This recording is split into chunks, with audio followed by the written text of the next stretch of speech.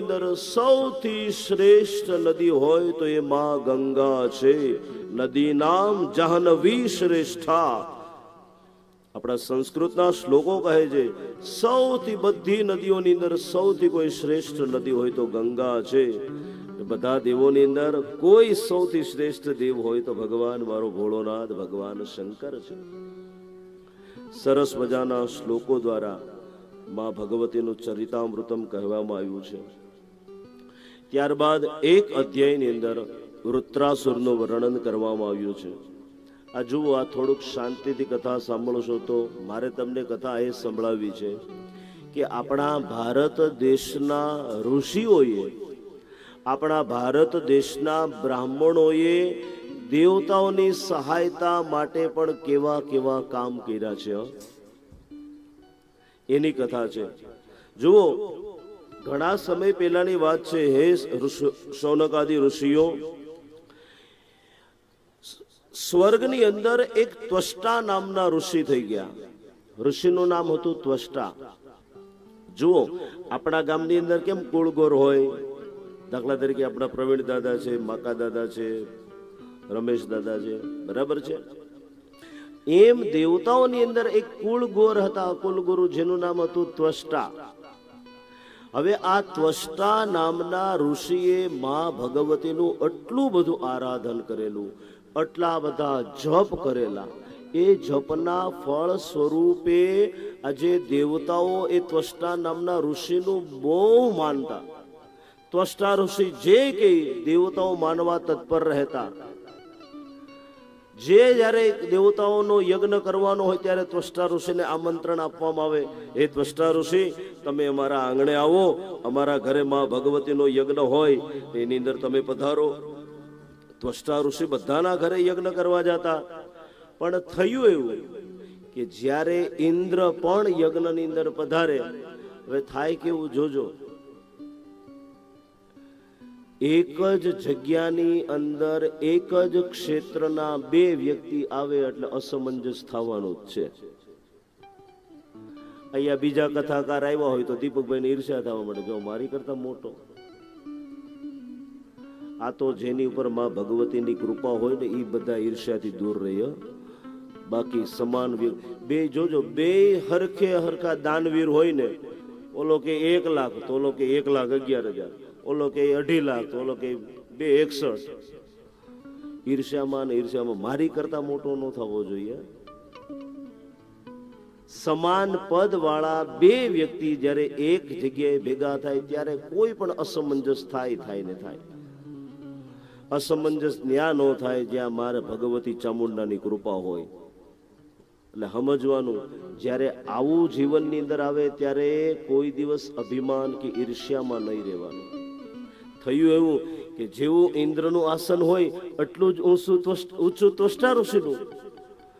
આ બાજુ ઇન્દ્રને પણ ઓલું થવા લાગ્યું, ઓહો મારી જેટલું માન.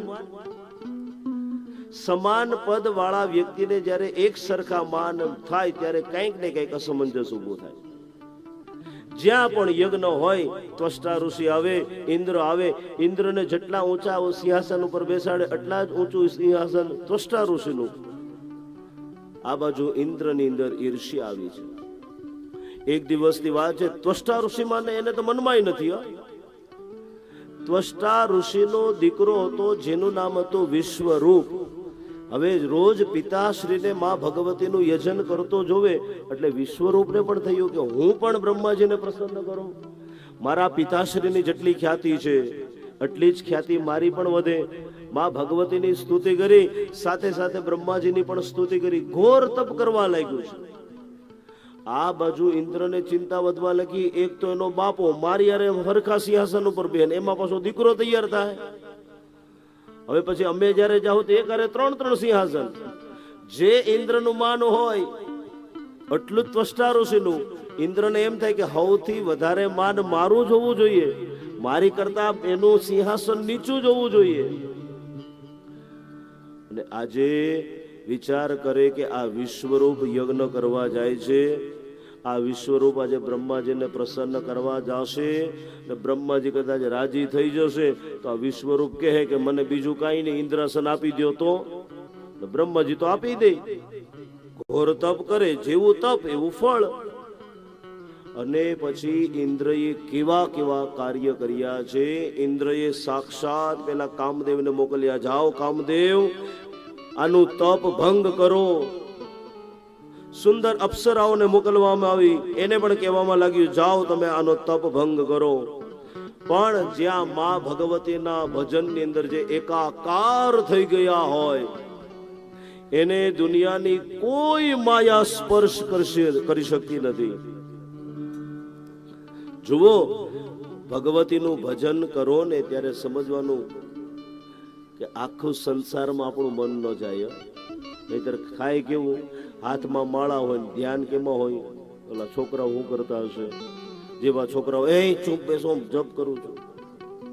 ના, જપ કરો ત્યારે માની અંદર એવા એકાકાર થઈ જાઓ કે આપણી આજુબાજુમાં શું થાય છે એ પણ કોઈને આપણને ખબર ન હોવી જોઈએ. પાછું જપ કેવું કરીએ?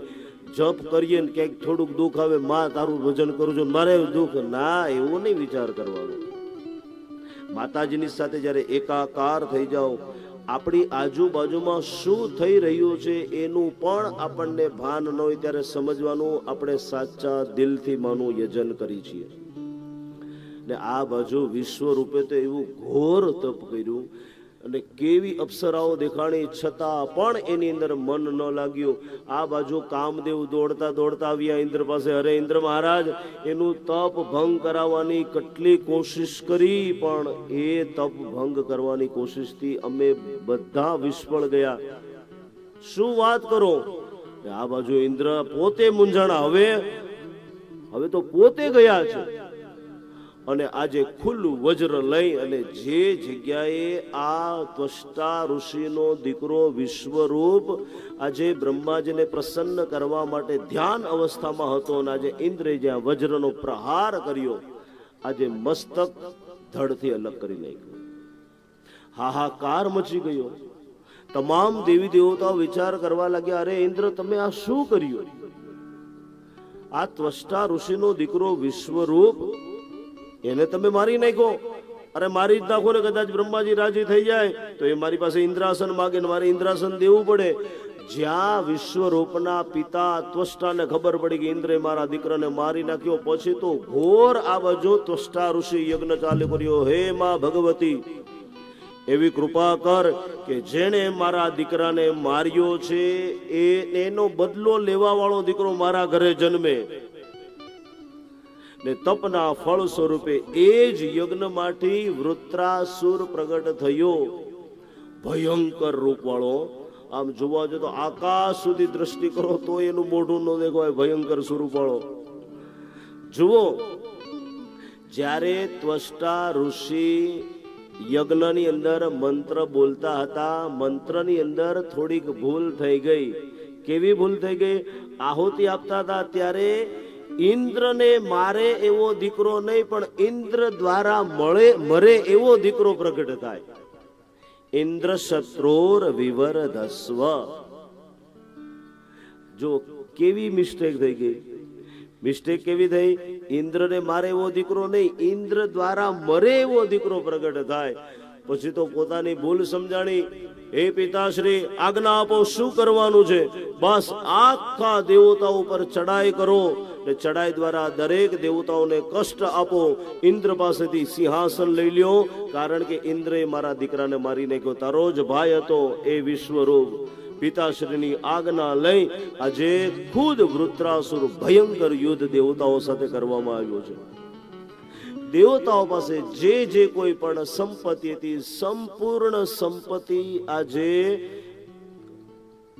ઋષિનો દીકરો હતો વૃત્રાસુરે બધી લઈ લીધી છે.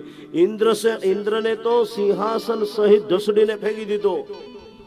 હે ઇન્દ્ર, તે મારા ભાઈને માર્યો છે, હું બદલો લઈને નહીં છોડું. તમામ દેવી દેવતાઓ માં ભગવતીના શરણની અંદર ગયા છે. હે માં ભગવતી, બચાવો, આ વૃત્રાસુર કોઈથી મરતો નથી. ત્યારે માં ભગવતી આકાશમાંથી આકાશવાણી કરી, દેવતાઓ ચિંતા ન કરો, મારા એક ભક્ત છે. કોણ છે? સાક્ષાત વિષ્ણુ. અને એ વિષ્ણુના કોઈ ભગત હોય તો સાક્ષાત દધીચી નામના ઋષિ છે. આ દધીચી ઋષિ એટલે બીજે ક્યાંય નહીં, આપણે અમદાવાદની અંદર જે સાબરમતી નદી આવેલી છે ને, એ સાબર નદીના તટ ઉપર આ દધીચી ઋષિનો આશ્રમ છે. ત્યારે અમદાવાદ ન હતું, નદી હતી, નદીના તટ ઉપર આ જ દધીચી નામના ઋષિનો આશ્રમ છે.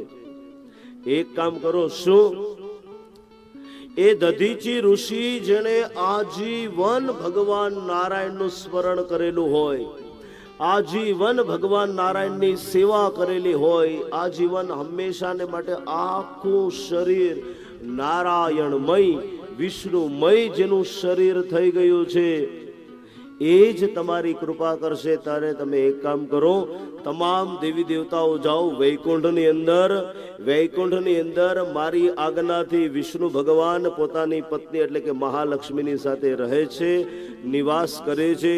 આ વૈકુંઠ લોક મેં જ વિષ્ણુ ભગવાનને આપેલો છે. ને તમે જાઓ, તમ તારે મારું નામ આપજો. બ્રહ્માજી સહિત બધા દેવી દેવતાઓ જે વૈકુંઠની અંદર ગયા છે, ભગવાન વિષ્ણુની સ્તુતિ કરી છે. હે વિષ્ણુ ભગવાન, અમારા જીવનની અંદર દુઃખ આવ્યું છે. શું દુઃખ આવ્યું છે કહો? એક વૃત્રાસુર નામનો રાક્ષસ, જેણે અમારા બધા પાસેથી સંપત્તિ લઈ લીધી છે, ઇન્દ્રને પણ સિંહાસન સહિત ઢસડીને ફેંકી દીધેલો છે. બાપજી, તમે હવે કંઈક કૃપા કરો, વૃત્રાસુર મરે, અને આ વૃત્રાસુર મરે તો અમને ફરીથી સ્વર્ગનું રાજ્ય મળે. આ દેવતાઓ દર દુઃખી થઈને ભટકી રહેલા છે, દેવતાઓના દુઃખ દૂર થાય. ભગવાન નારાયણ કહેવા લાગ્યા, ચિંતા ન કરો, તમે ધરતી ઉપર જાઓ, ને મારો એક ભક્ત છે, હંમેશાને માટે મારું ભજન કરે છે. સાક્ષાત દધીચી ઋષિ છે, હંમેશાને માટે ભગવાનનું ભજન, બસ ભગવાનના ભજન સિવાય જેણે જીવનની અંદર કોઈ સંપત્તિ નથી કરી, પોતાના આશ્રમની અંદર બસ ભગવાનનું ભજન કરતા રહે. નારાયણ નારાયણ ભજ મન નારાયણ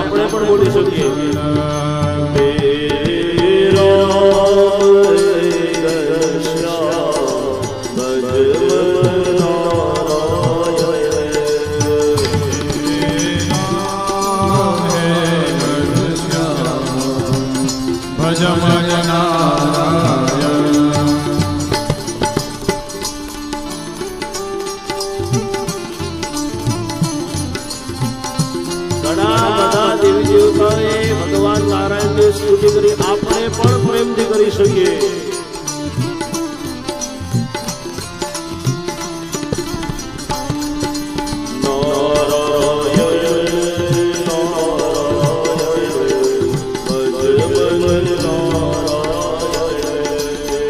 નારાયણ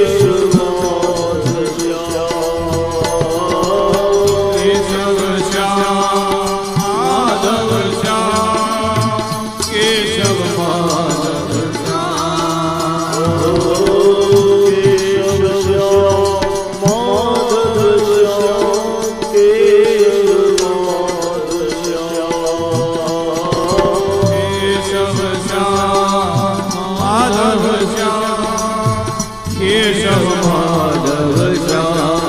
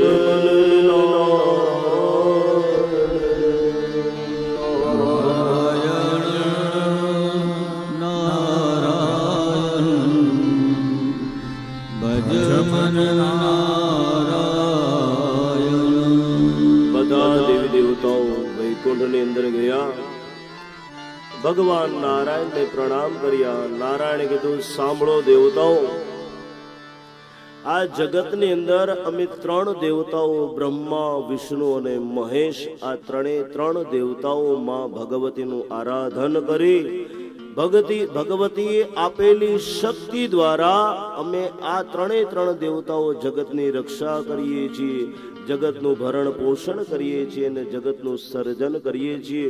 માટે હે દેવતાઓ, ભગવતીએ તમને મારી પાસે મોકલ્યા છે, એટલે ચિંતા ન કરો. આ ધરતી ઉપર હંમેશાને માટે મારું જેણે ભજન કર્યું છે એવા એક ઋષિ છે, એક તપસ્વી બ્રાહ્મણ છે. તમે એમની પાસે જાઓ. એને વરદાન છે કે કોઈના હાડકામાંથી કોઈએ હંમેશાને માટે નિરંતર મારું ભજન કર્યું હોય ને એના હાડકામાંથી જો વજ્ર બનાવવામાં આવે ને એ વજ્રનો પ્રહાર જો વૃત્રાસુર પર કરવામાં આવે તો જ વૃત્રાસુરનો નાશ થાય. આવું તો બીજું કોઈ નહીં. એક ઋષિ છે જેનું નામ છે દધીચી નામના ઋષિ. જાઓ દેવતાઓ, તમે જાઓ, તમ તારે મારા નામની ચિઠ્ઠી લઈ જાજો. ચિઠ્ઠી દધીચી નામના ઋષિને બતાવજો ને તમારી બધી વ્યવસ્થા કરી દેશે. દેવતાઓ વિચાર કરવા લાગ્યા, દધીચી ઋષિ હાડકું આપશે? વિશ્વાસ રાખો દેવતાઓ, મારું એક વખત નામ તો આપજો. જુઓ, આપણા પરિવારમાં સમાજમાં નથી થતું, ભાઈ તમે કયો છો ખરા, આપણી મદદ કરશે. અરે પણ મારું નામ આપજો ને, તમ તારે ખાલી એકવાર નામ તો આપો. દેવતાઓ તમે જાઓ, મારા નામની ચિઠ્ઠી આપજો, એટલે એ જ દધીચી ઋષિ બધી વ્યવસ્થા કરી આપશે. તમામ દેવી દેવતાઓ આજે ભગવાન નારાયણને પ્રણામ કરીને આવ્યા છે દધીચી ઋષિના આશ્રમની અંદર. જુઓ, મારા ને તમારા જીવનની અંદર ઘણી વખત આવું બને છે. કોઈ માણસ ઘણી વખત સામે મળ્યો હોય ને તોય બોલાવે નહીં, એવો માણસ જયારે આપણા વખાણ કરવા માંડે ત્યારે સમજવાનું કઈક કારણ લાગે છે. નહીતર આ કોઈ દી સામો મળ્યો હોય તોય ન બોલાવે. એટલે દેવતાઓ આવ્યા. જુઓ, આ બધી કથાઓ સાંભળો ને, એની અંદર કોઈ દિવસ એવું નહીં માનવાનું કે દેવતાઓ આવે છે. કથા દ્વારા મને ને તમને દેવતાઓ પણ એ શીખવાડે ભારત દેશની અંદર કેવા બ્રાહ્મણો થઈ ગયા.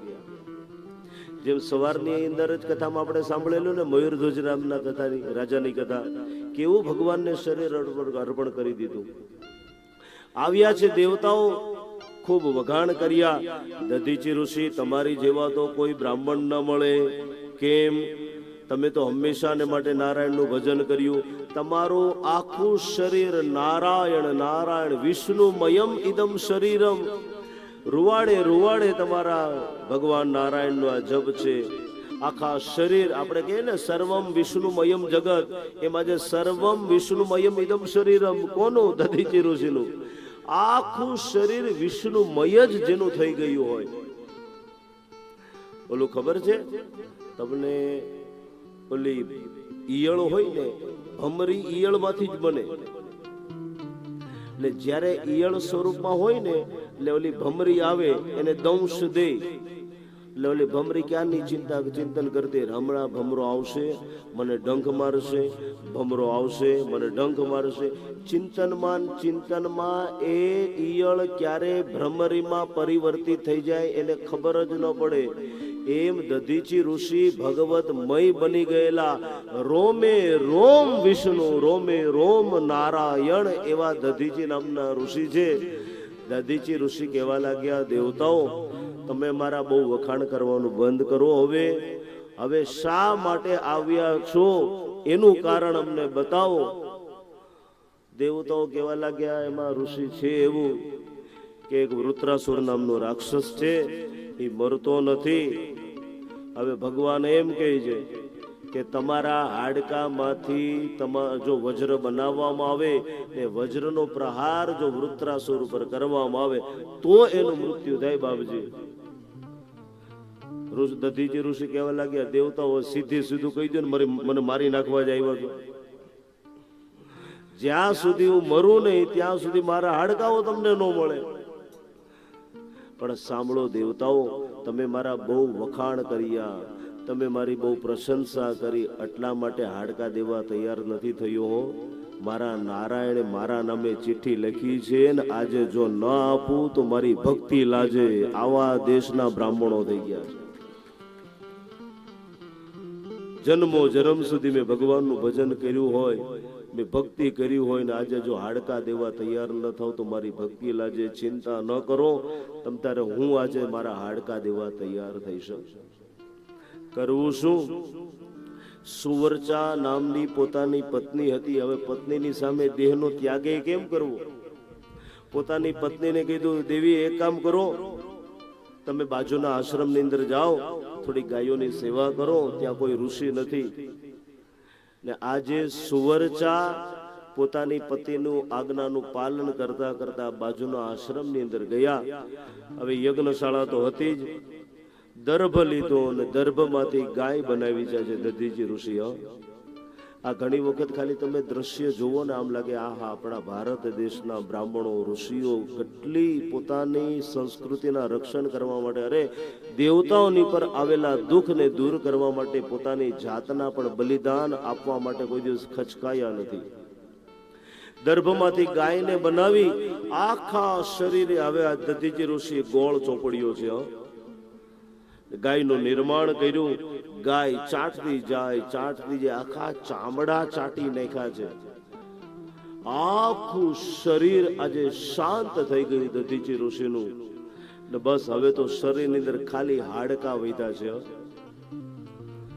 ને આજે જ્યારે સુવર્ચાને ખબર પડી, અરે દેવતાઓ તમે આવું કામ કર્યું, મારા પતિ હવે આ સંસારની અંદર રહ્યા નથી, હવે મારે જીવીને કોઈ ફાયદો નથી.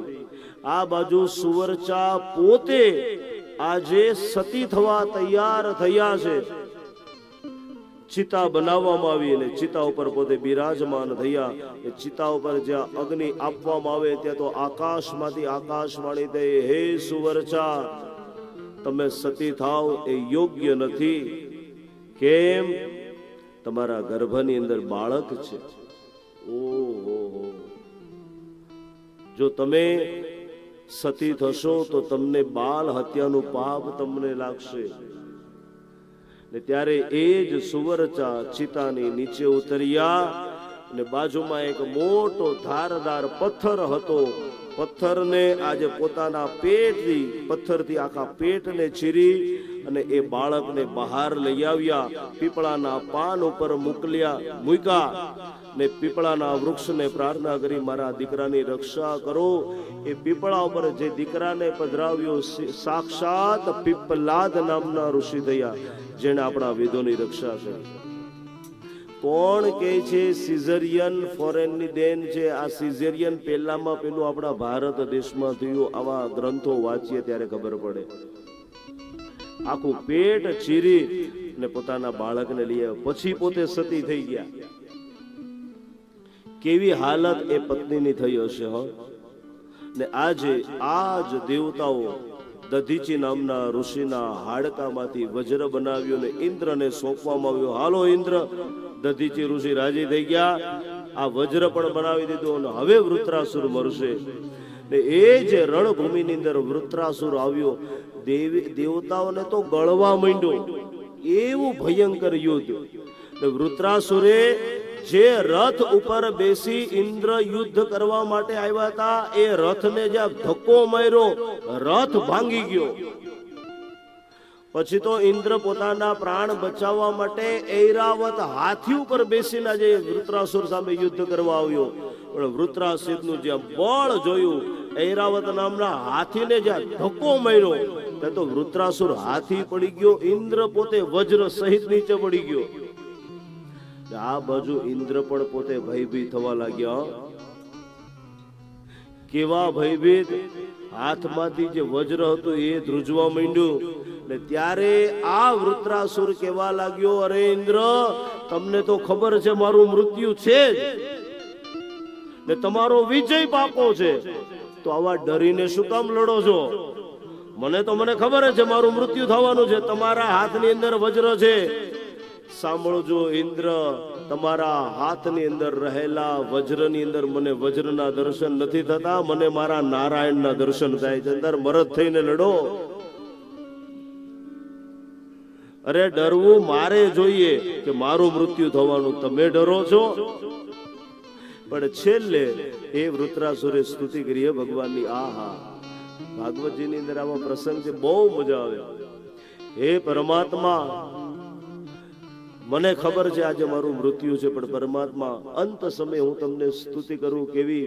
હે પરમાત્મા, મારો કદાચ બીજો જન્મ થાય, મેં સારા પુણ્ય કર્યા હોય તો પરમાત્મા કદાચ મારા પુણ્ય વધારે હોય તો કદાચ તમે મને તમારા દાસ બનાવજો.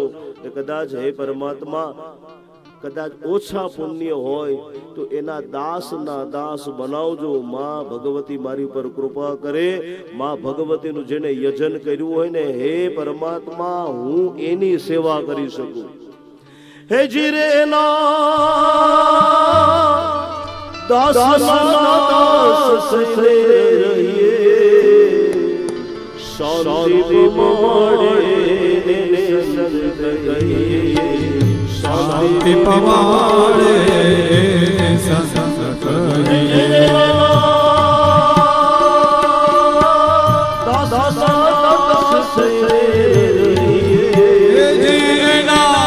દાસના દાસ થઈને રહીએ, શાંતિ મળે સંત કહીએ. શાંતિ પવાડે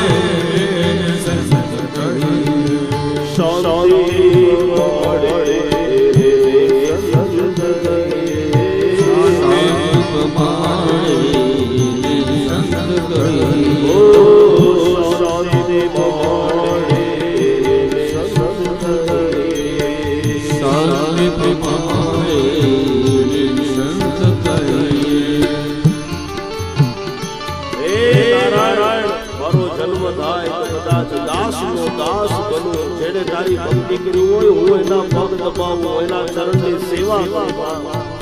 હે પરમાત્મા, મારી પર કૃપા કરો.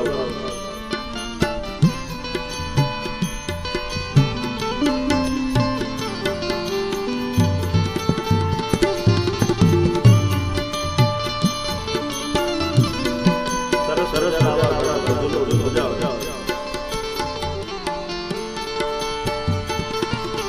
વિદ્યાનો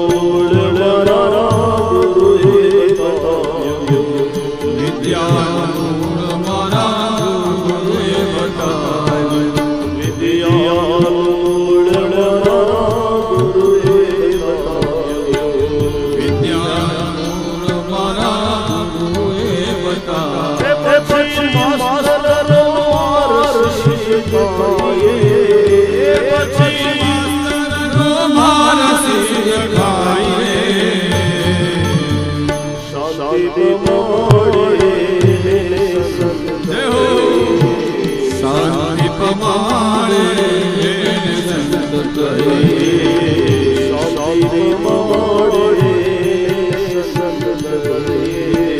શાંતિ પમાડે સંત કહે. હે પરમાત્મા, અંત સમયે મારી એક જ સ્તુતિ છે, હે નારાયણ. જો પ્રેમથી મેં તારું ભજન કર્યું હોય, પ્રેમથી તારું યજન કર્યું હોય, તો હે પરમાત્મા, મારો કદાચ બીજો જન્મ થાય તો તારા દાસના દાસ મને બનાવજે. હે પરમાત્મા, એ દાસની અંદર પણ મને તારા જ દર્શન થશે. ને પછી તો જ્યારે ઇન્દ્રએ જે આ વજ્રનો પ્રહાર કર્યો છે, વૃત્રાસુર સમરાંગણની અંદર યુદ્ધ ભૂમિની અંદર મરણને પામ્યો. પણ ઘણી વખત આવા